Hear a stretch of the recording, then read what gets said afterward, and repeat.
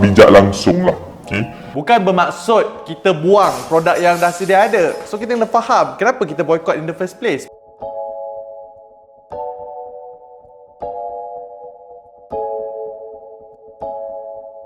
Assalamualaikum dan selamat datang ke YouTube channel Dr. Adam Zubir, Doktor Kewangan anda. So hari ni saya nak buat video react, ataupun video ulasan terhadap satu keratan akhbar yang bagi saya first time saya baca keratan akhbar ni, saya memang tergelak.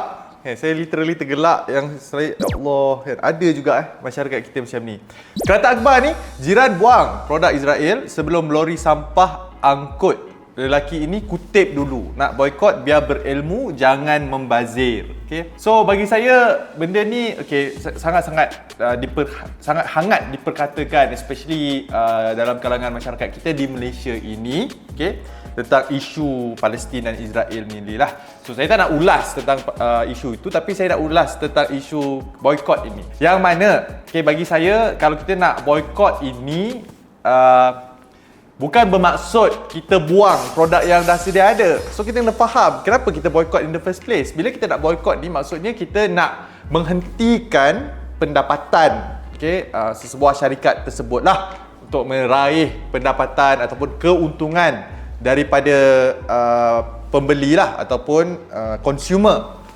Tapi kalau anda dah beli produk itu, let's say anda dah beli produk itu 1 tahun yang lepas, ataupun 1 bulan yang lepas, or in fact 1 hari yang lepas, anda buang, anda buatlah apa sekalipun, anda pecahkan ke, dia tak akan mengubah apa-apa. Sebab duit mereka dah terima. In fact, kerugian itu kena pada diri anda sendiri. So bagi saya, betul lah, kalau kita nak boycott ini, kita kena tahu kenapa kita boycott in the first place. Instead, bukan saja boycott, apa saja yang kita buat, kita kena tahu apa tujuan sebenar. So kalau tujuan kita adalah untuk menghentikan pendapatan mereka supaya mereka tak boleh nak menyalurkan segala keuntungan itu kepada pihak-pihak yang tak bertanggungjawab, maka apa yang kita buat, kita tak terus support ataupun terus membeli produk-produk mereka. Tapi produk-produk yang kita dah sedia ada, janganlah kita buang. So kalau kita buang, maksudnya itu kerugian kena pada diri kita sendiri. Dan satu lagi yang saya nak ulas tentang topik boykot ini pun, ada satu lagi keratan akhbar. Suami guna taktik halang isteri beli susu formula jenama, sokong Israel. Ibu serba salah tengok bayi sakit tak serasi produk baru.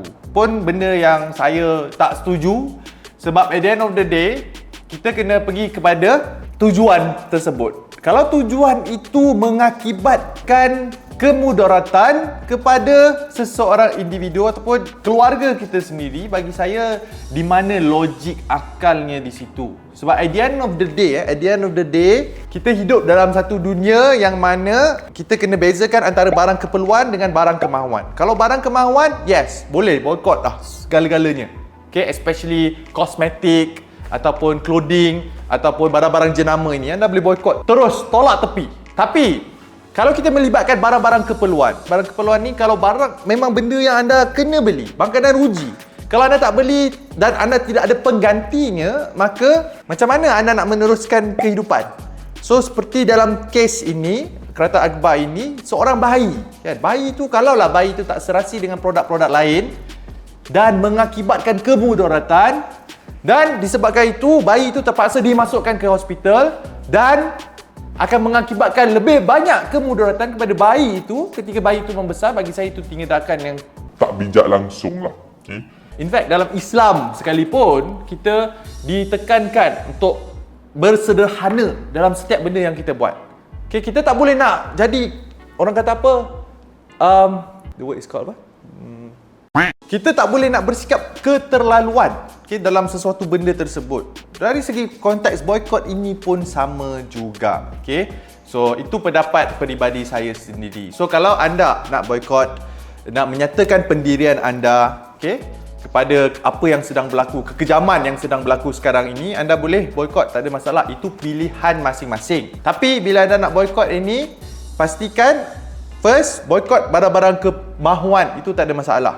Contohnya makanan. Makanan, kita ada banyak jenis makanan. In fact, makanan tepi jalan, gerai tepi jalan, pun kita boleh tak ada masalah. Okay, kita boleh replace benda tu. Tapi kalau produk-produk yang spesifik, okay, contohnya macam susu, contoh macam mungkin krim, lotion dan sebagainya. Kalau ada anak-anak yang eczema, saya tahu anak-anak saya 2 orang memang ada eczema. So benda-benda ni tak boleh nak sewenang-wenangnya digantikan dengan benda-benda lain sebab itu akan mengakibatkan kemudaratan, akan menerukkan lagi keadaan. Kalaulah anak kita ni dah sesuai dengan sesuatu brand tersebut. So itu dah jatuh kepada keperluan. So keperluan ni anda kena pandai, kena bijak. Yang lagi satu, boykot ini tak bermaksud anda buang benda-benda yang anda dah ada sebelum ini. Okay? Anda hentikan pembelian di masa hadapan. Alright? Lagi satu, saya nak ingatkan kepada mereka, okay, bila anda nak boykot dan sebagainya, jangan terlalu obses ataupun terlalu agresif sampai ada yang menyerang pekerja-pekerja rakyat Malaysia sendiri, okay, yang bekerja dekat jenama-jenama yang sokong pihak sebelah sana. So, janganlah keterlaluan. Saya memang teguh dengan pendirian saya. Agama kita, agama Islam, mengamalkan prinsip bersederhana itu. Dengan beribadah, bersederhana dengan mengejar kemewahan dunia ini. Bersederhana dengan makan, berhenti sebelum kenyang. Dan bersederhana dengan apabila kita nak boykot. So, jangan sampai menghina, menyerang. Benda ini bagi saya dah keterlaluan. Okay, so itu saja pesanan saya kepada anda semua dan ya. So itu saja video untuk kali ini. Sebelum tamat, saya nak kongsikan satu berita baik kepada anda. Saya ada buat satu kelas kewangan percuma tak lama lagi. So kalau anda berminat, hanya pergi ke description. Dekat situ ada link untuk anda daftar untuk hadir ke kelas kewangan saya nanti. So tunggu apa lagi? Klik link sekarang. Saya jumpa anda nanti. Itu saja daripada saya. Sebelum tu, jangan lupa untuk like dan subscribe media sosial Dr. Adam Zubair. Saya akan jumpa anda dalam video seterusnya.